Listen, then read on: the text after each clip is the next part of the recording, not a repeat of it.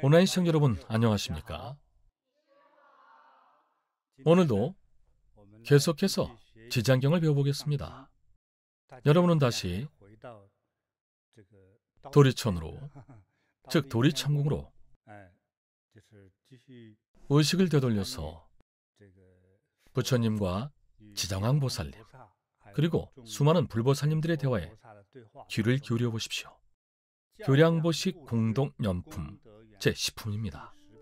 이때 지장왕보살님께서 부처님의 위신력을 받들어 자리에서 일어나 호계 합장하고 부처님께 아뢰었다. 세존이시여, 제가 업도 중생을 살펴보니 육도윤의 인해를 모두 업도라고 합니다. 업도 중생을 관찰했죠. 그들이 보시한 공덕을 헤아려 보니 보시한 공덕입니다. 이 단어를 기억하십시오. 사람마다 공덕에 가볍고 무거움이 있어 일생의 복덕을 얻기도 하고 열생의 복덕을 받기도 하며 심지어 100번, 1000번 윤회하며 큰 복덕을 누리기도 하니 이것은 무슨 까닭입니까? 세존께 위대한 법문을 간절히 청합니다. 부처님께서 지정왕보살에게 말씀하셨다. 이제 이 도리천궁법회에서 연부제 중생들의 보시공덕을 헤아려 그 경중을 비교하는 방법을 말하리라. 지정왕보살이 부처님께 아뢰었다. 저는 이에 의문이 있사오니 기꺼이 듣고자 하옵니다. 부처님께서 지정왕보살에게 말씀하시길 이 땅의 중생들 중에는 국왕, 재상, 대신, 대장자, 대귀족, 브라만이 있도다. 브라만은 신성한 계급입니다. 신과 소통하는 사제 등 아주 높은 귀족 신분들이죠. 만일 이런 귀족들이 가장 비천하고 공공한 사람이나 벙어리, 귀머거리, 장님, 바보나 곱추 등 장애를 가진 사람을 만나 만일 이런 귀족들이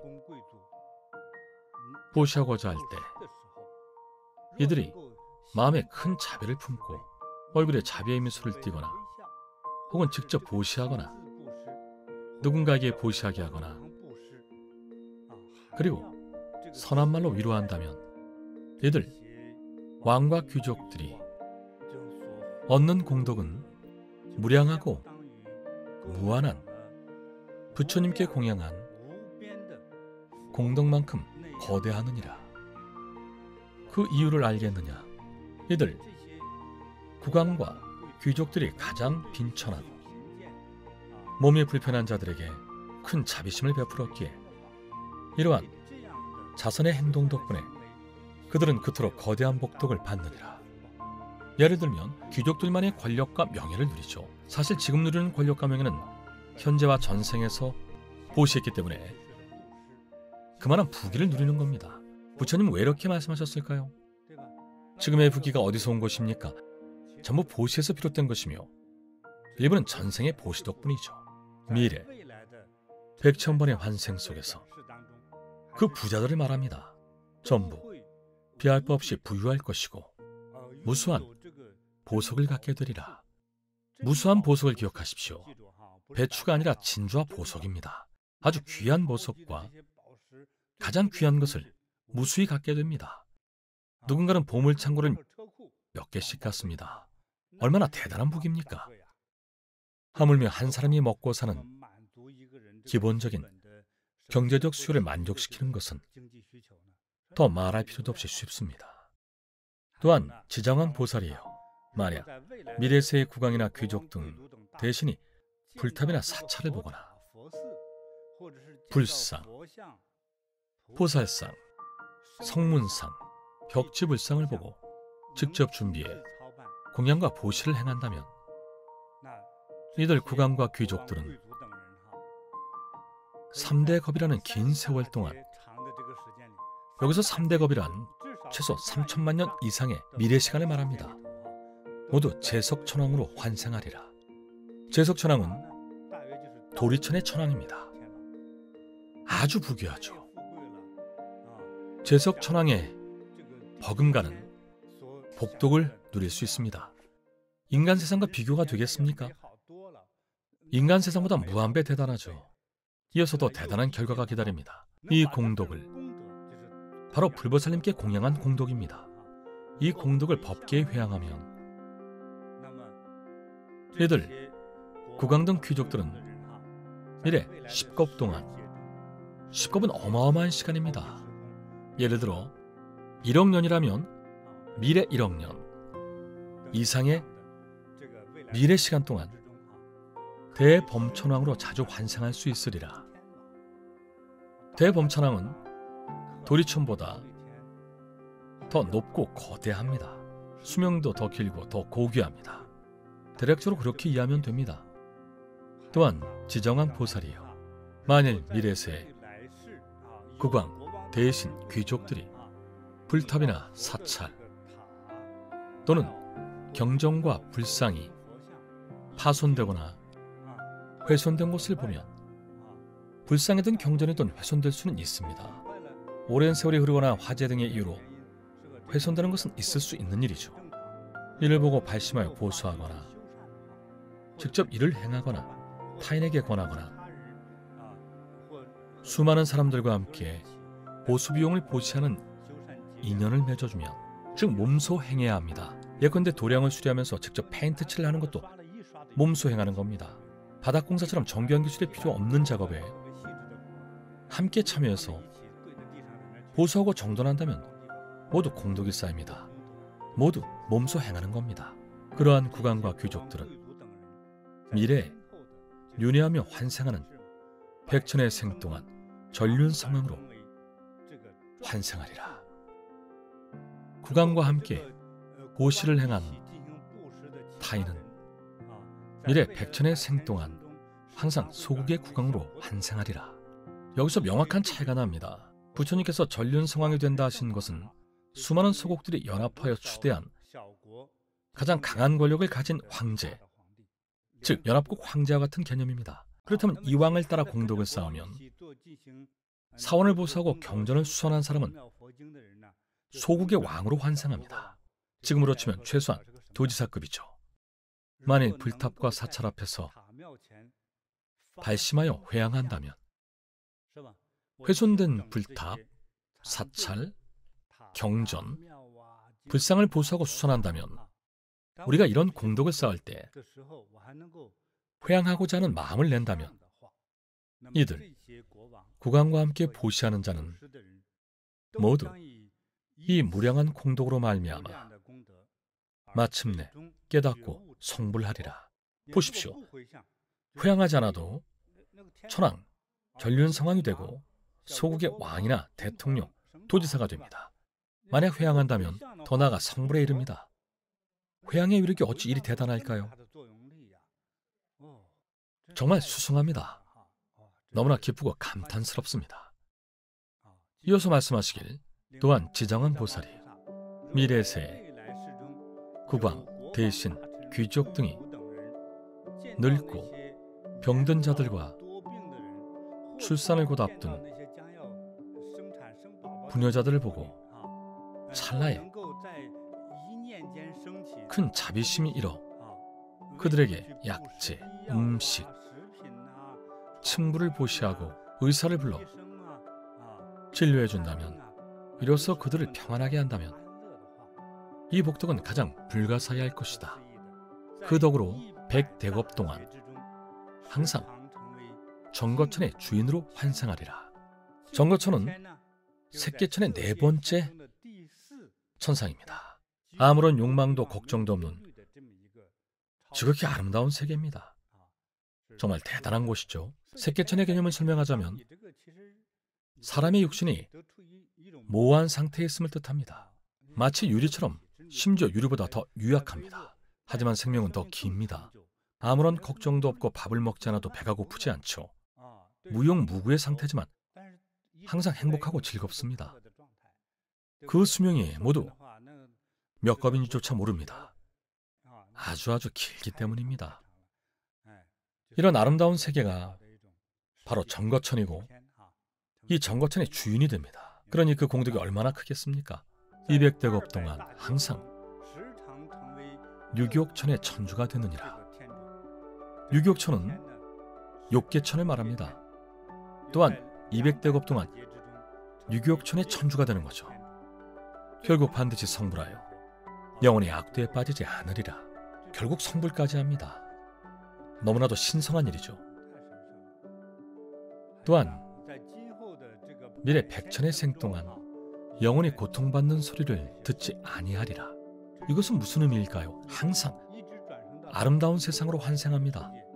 최소한 천국 이상의 세상이죠. 아무 고통과 법례도 없는데 어떻게 고통의 소리가 들리겠습니까? 바로 이런 의미입니다. 정말 신비하고 오묘하죠. 계속 말씀하시길 지정왕보살이여, 만일 미래세에 국왕, 대신, 귀족 등이 이와 같은 온갖 보시를 행한다면 무량하고 무한한 복덕을 얻으리라. 너무나 당연한 말이죠. 만일 이러한 공덕을 회양하면 그 공덕에 많고 적음과 관계없이 반드시 성불하리라. 하물며 제석천, 대범천왕, 전륜성왕으로 환생하는 과본 더 말할 것이 있겠는가. 결국에는 성불하기 때문에 성불의 경지는 대범천왕보다 훨씬 높죠. 궁극의 경지이기 때문에 그보다 더 높은 경지는 없습니다. 마침내 부처님이 된다는 뜻이죠. 얼마나 대단합니까? 기억하십시오. 어떻게 성불한다고요? 공덕을 회양하면 됩니다. 공덕이 많든 적든 모두 성불할 수 있습니다. 정말 경이롭습니다.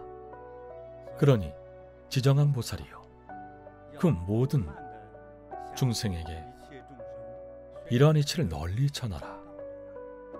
그들에 배워서 실행하도록 해야 마땅하다. 앞부분은 국왕, 귀족, 브라만 등의 귀족에게 하신 말씀이고, 이어서는 인간 세계에 사는 평범한 백성에게 말씀하십니다. 계속 말씀하시길 지정왕보살이여, 미래세에 평범한 대중이 불법 가운데 작은 성근을 심거든 아무리 티끌만한 것이라도 그들이 얻을 복덕은 매우 클 것이니라. 어떤 의미일까요? 미래세에 평범한 대중이 불상이나 보살상, 벽지불상, 심지어 전륜왕의 형상을 보고 보시하고 공양한다면 즉시 무량한 복덕을 얻어 늘 인간계와 천계에서 가장 아름답고 수승한 안락을 누리리라. 천상에서까지 누립니다. 한층 더 높아지고 달라졌죠. 만약 이 공덕을 법계에 회양한다면 그 사람의 복덕은 비유할 수 없을 만큼 클 것이니라. 지정왕보살이여, 미래세에 평범한 대중이 대승경전을 접하여, 대승경전의 특징은 그 안에 보살님의 명호가 있습니다. 초기 소승경전에는 보살이라는 개념이 없었습니다. 대략 이런 차이가 있습니다. 대승경전을 접하거나 그중 한 구절 개송이나 경문을 듣거나 보고 큰 진심과 정성으로 찬탄하고 공경하며 보시하고 공양한다면 그 사람은 거대한 과보를 얻으리라. 만약 그 공덕을 법계에 회양한다면 기억하십시오. 법계에 회양합니다.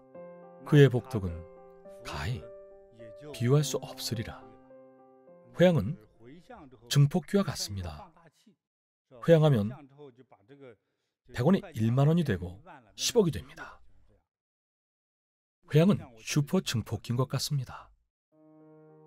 또한 지정왕보살이요, 미래세에 누군가 새로운 불탑이나 사찰, 대승경전을 만났을 때 보시하고 공양하며 참배하며 예찬하고 공경히 예배한다면, 또한 오래되어 훼손된 불탑, 사찰, 불상, 경전을 보고 스스로 발심하여 보수하거나 여러 사람에게 권하여 함께 보수한다면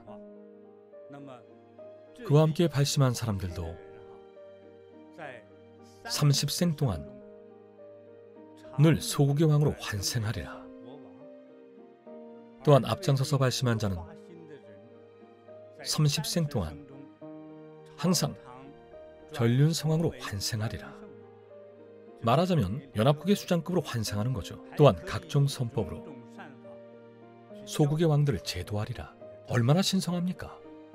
마지막으로 지정왕 보살이여, 미래세 평범한 대중이 불법 가운데 선근을 심거나 공양하고 보시하거나 불탑과 사찰을 보수하거나 경전을 수선한다면 아무리 작은 일이라 할지라도 이런 선행을 법계에 회양한다면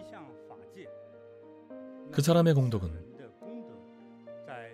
미래 백천의 생 동안 항상 무상의 묘락을 얻으리라. 여기서 무상의 묘락은 비할 바 없이 아름답고 즐거우며 자주롭다는 뜻입니다. 그 무엇과 비할 바 없는 경지인 거죠. 지극히 아름다운 상태입니다. 자신에게만 회양하거나 자신의 권속과 가족에게 회양한다면 그 복덕으로도 3생 동안 즐거움을 누리니 곧 일을 주고 일만을 얻는 것이니라. 이렇게 아주 작은 공덕을 지었는데도 어떤 사람으로 환생하는지 보십시오. 최소한 소국의 왕 아닙니까? 얼마나 즐겁겠습니까? 게다가 3생 동안 행복합니다. 그러니 지정왕 보살이여, 보시의 공덕과 이익이 이러하느니라. 여기에서 제 시품을 원만합니다.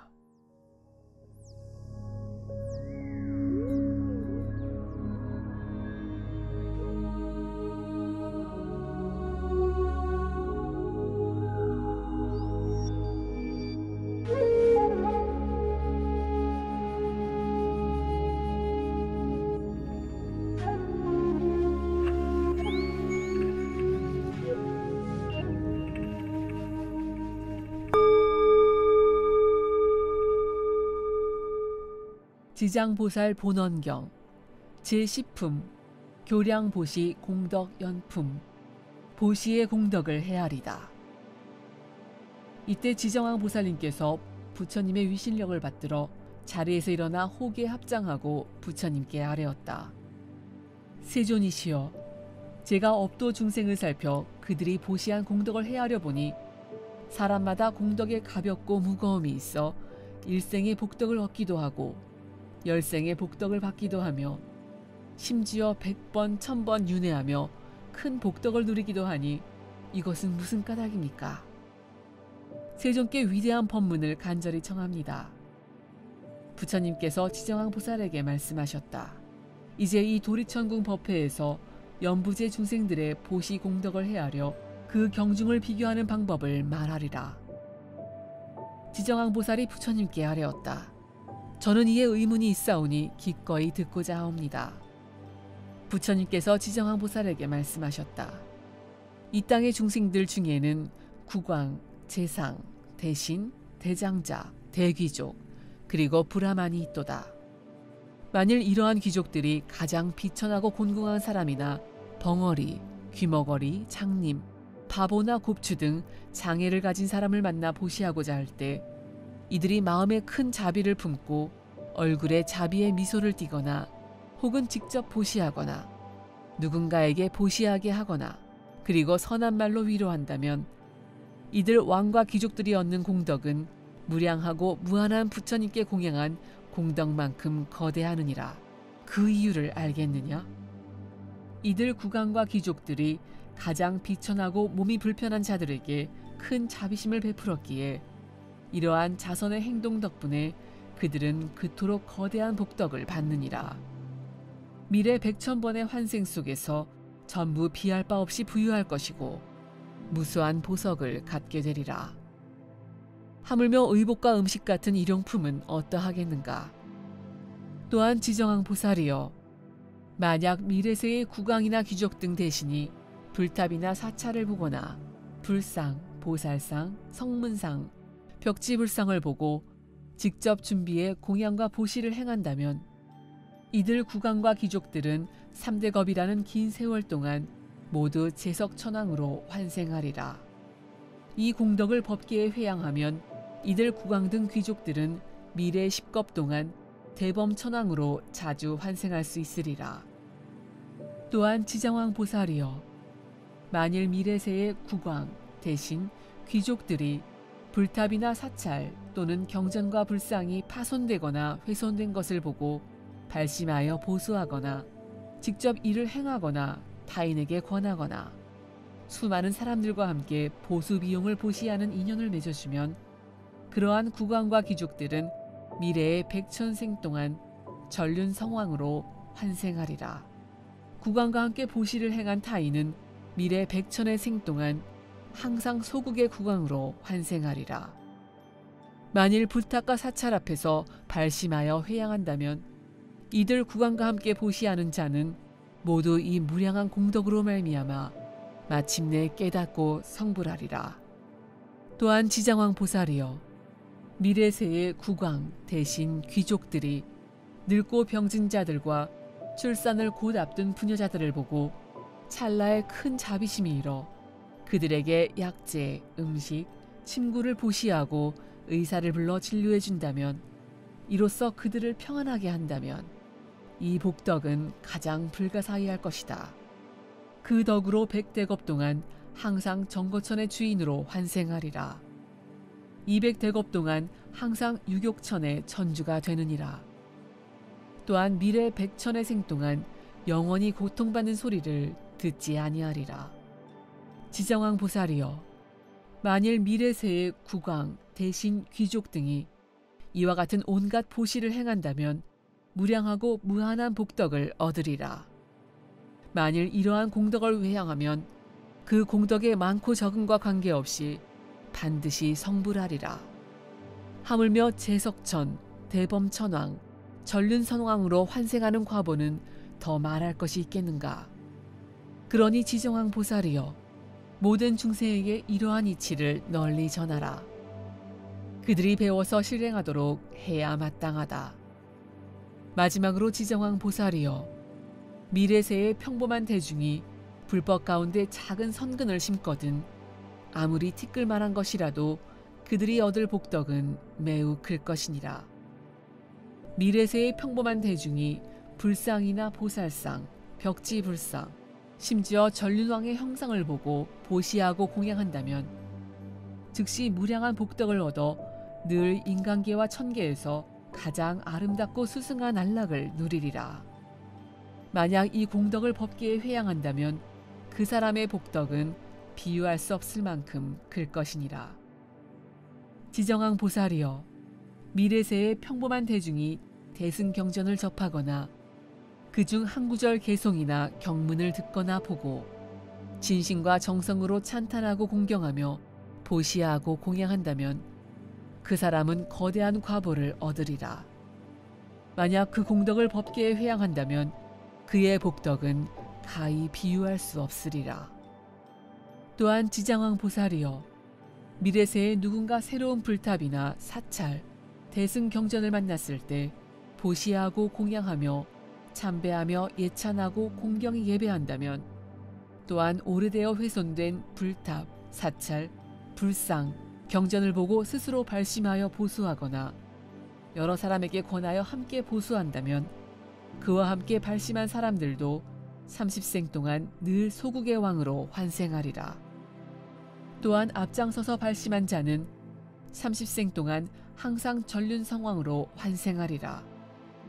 또한 각종 선법으로 소국의 왕들을 제도하리라.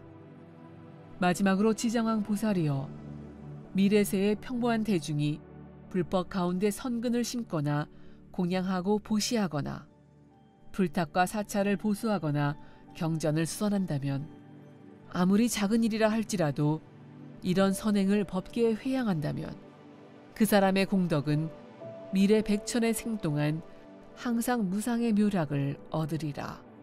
자신에게만 회양하거나 자신의 권속과 가족에게 회양한다면 그 복덕으로도 3생 동안 즐거움을 누리니 곧 일을 주고 일만을 얻는 것이니라. 그러니 지정왕 보살이여, 보시의 공덕과 이익이 이러하느니라. 스승님, 원문에 이런 구절이 있습니다. 국왕들이 보시하고자 할 때 큰 자비와 하심 함소를 갖추어 직접 보시하거나 타인에게 권하여 보시하면서 부드러운 말로 위로한다면 이 부분에 하심 함소라는 표현이 있는데요. 하심 함소가 무엇이며 어떻게 이해하면 좋을지에 대해 자세한 설명을 청합니다. 국왕, 군주, 대부나 브라만처럼 신과 소통하는 사람들이 가난한 사람을 대할 때를 살펴봅시다. 인도는 신분제도와 계급이 있었죠. 그중 고귀한 신분이나 큰 부자 또는 권력을 가진 사람들이 끼니도 못 먹고 쓰러져 있는 가난한 떠돌이들을 자신과 똑같이 대하고 바라볼까요? 국왕과 귀족들은 모두 백성들 위에 군림하는 계층이죠. 낮은 계급의 사람들은 이들을 감히 쳐다보지도 못합니다. 고대 인도와 티베트에서는 가난한 자와 평민은 고귀한 사람을 만나면 허리를 굽혀 인사했습니다. 고대 인도는 더더욱 그랬죠. 허리를 굽히면 위치는 더 낮아지겠죠. 심지어 무릎을 꿇기도 했습니다. 그러니 자비심으로 내려다봐야 한다는 겁니다. 또 마음도 함께 낮춰야 합니다. 우선 머리를 숙이고 내려봐야 합니다. 속으로 자신은 부자라서 돈도 많고 권세도 있다고 생각한다면 고개를 치켜들기 마련이죠. 의기양양하게요. 고개를 치켜들고 가슴을 펴고 의기양양하죠. 이때의 기운은 위로 치솟습니다. 그래서 복이 많고 고귀한 사람에게 철학자들은 마음을 가라앉히라고 조언합니다. 예컨대 오늘 대학에 합격했다면 기운이 얼마나 솟구치겠습니까? 갑자기 복권에 당첨됐습니다. 기운이 하늘로 솟아오르겠죠. 친구와 술을 마시고 흥이 올라 허풍을 떨 때도 기운이 위로 솟구칩니다. 특히 이렇게 기운이 위로 치솟을 때는 언행에 실수를 범하기 쉽습니다. 흥이 잔뜩 올라서 정신을 못 차리죠. 신나게 허풍을 떨어도 모든 기운이 머리에 몰려서 어지러운 느낌마저 들죠.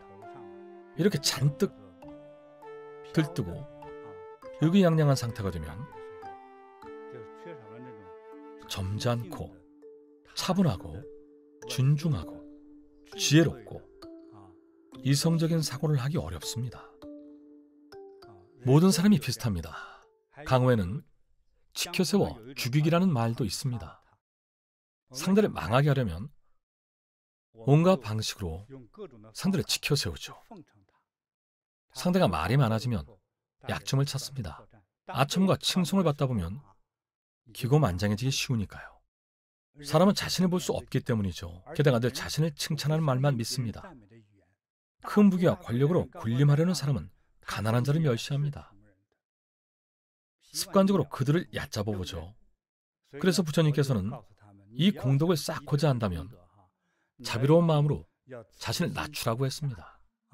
중생을 배려할 때는 이들을 바라보는 시선과 마음가짐을 차분히 가라앉혀야 합니다. 진정으로 자비롭고 사랑하는 마음이 있어야 합니다. 자비로운 연민의 마음이라 할 수 있죠. 부처님은 이렇게 가르치셨습니다. 부귀한 자들은 대자대비한 마음과 연민과 동정의 마음으로 공공한 계층을 살피고 도우라고 하셨습니다. 장애인도 포함됩니다. 생활 자체가 어려운 분들이죠. 장애인들은 삶 자체가 고단합니다. 또한 어떤 사람은 다양한 이유로 지능이 좋지 않아서 돈을 벌기 어렵습니다. 결국 가난한 삶을 살아야 합니다. 따라서 자비로운 연민과 동정심으로 이렇게 가난한 사람을 대해야 합니다. 하심 함수에서 하심에 대해 충분히 설명한 것 같습니다. 함수는 부처님이 부귀한 귀족들을 대상으로 설명하고 가르치시면서 가난한 사람을 도울 때 이런 세부적인 부분까지 당부하셨습니다. 자비심을 베풀기로 한 이상 얼굴에 자비로운 미소를 띠라고 하셨습니다. 우리의 표정과 행동으로 사랑의 마음을 표현해야 합니다. 누군가에게서 보시할 때 휙 던지며 가져가세요라고 마치 개 먹이주듯 한다면 그것은 자비라고 할 수 없습니다. 아무리 자비의 의미를 가졌다 해도 그것은 진정한 자비심이 아닙니다. 진정한 자비심의 표현이 아닙니다. 따라서 부처님께서는 제왕과 부자들에게 진정한 자비심뿐만 아니라 자비의 행동을 실천하는 방법까지 가르치셨죠. 스승님, 경전의 내용과 부처님의 가르침에서 미래세의 모든 국왕과 부자들이 불탑이나 사찰, 불상과 보살상을 보면 본인이 직접 공양하고 보시하라 하셨죠. 즉 스스로 몸소 공양하고 보시하라고 했습니다. 이 가르침도 아주 중요하다고 생각합니다. 스승님께 설명과 가르침을 청합니다. 여기서 말하는 내용은 사찰, 불탑, 불상 등을 조성하는 자비로운 일을 하면서 부처님과 보살님께 공양하고 법당에 공양할 때, 특히 국왕 혹은 단체 최고 권위자는 몸소 행하는 것이 가장 좋다는 의미입니다. 직접 행하는 과정에서의 느낌은 또 남다릅니다. 물론 송금하여 보시하는 것도 자비라고 할 수 있죠. 그러나 직접 행하고 나면 다른 무언가를 느낍니다. 그런 감정을 느끼는 것이 곧 스스로 자신을 천도하고 승화하는 과정입니다. 법당을 조성할 때 여러 사람이 함께 힘을 합쳐 페인트 칠을 하거나 벽을 쌓거나 지붕을 보수할 때 작업자는 피곤하겠지만 마음은 행복합니다. 그 행복감은 또 다른 버피라고 생각합니다. 이런 버피가 생겨나면 곧 무량한 공덕이 쌓입니다. 과거에 모든 대주엽이 소멸되고 장래 지옥에 떨어지지 않고 극락세계로 왕생합니다. 정말 좋은 일이죠. 그런데 마찬가지로 큰 돈을 들여 사람을 고용해서 법당을 보수하는 자선에도 공덕이 있을까요? 있습니다. 모두 공덕이 있습니다. 하지만 발심한 당사자로서 직접 참여했을 때의 체감은 못 느끼겠죠. 예를 들어 맛있는 왕만두가 있다고 합시다. 맛도 좋고 식감도 좋습니다. 하지만 이렇게 듣는 것과 직접 맛보는 것은 확연히 다릅니다. 사람들이 왜 돈을 들여 여행을 가겠습니까? 요즘은 영화나 TV에서 세계 곳곳의 명소와 풍경을 전부 볼 수 있지 않습니까? 그런데도 왜 돈을 들여 고생스럽게 10시간이 넘게 비행기를 타고 가서 볼까요? 다르기 때문입니다. 느낌 자체가 다르니까요. 직접 느끼는 것과는 완전히 다르죠. 직접 참여한다면 우리의 자비심과 공덕이 더 커집니다. 비유를 들어보자면 우리가 똑같이 큰 돈을 들여 자선을 베풀고 가난한 사람을 돕고 사찰을 보수하고 얻는 공덕이 1만이라고 합시다. 그런데 직접 몸소 나서서 돈도 들이고 여러 사람을 이끌고 같이 행할 때 얻는 공덕은 10만이 됩니다. 다릅니다. 공덕이 훨씬 커집니다. 그 이유는 본인이 직접 행하는 과정에서 마음속에 진실한 자비를 행하는 느낌과 나아가 불보살님과 법당의 스승님과 교류할 때 받는 느낌이 있습니다. 그런 체득 과정에서 우리는 제도됩니다. 이런 감정은 마음 깊이 파고듭니다. 예를 들어 돈을 들여 자선을 행할 때 간혹 동창의 소개로 차마 거절할 수 없어 돈을 들여 자선을 베풀 때가 있죠. 하지만 이를 직접 참여한다면 정말 좋구나, 선을 베풀면 이렇게 행복하구나, 이처럼 본질적인 큰 차이가 발생하죠. 따라서 우리 자신도 쉽게 제도되고 더 큰 공덕도 쌓기 쉬워집니다. 이처럼 완전히 다른 효과를 보이죠.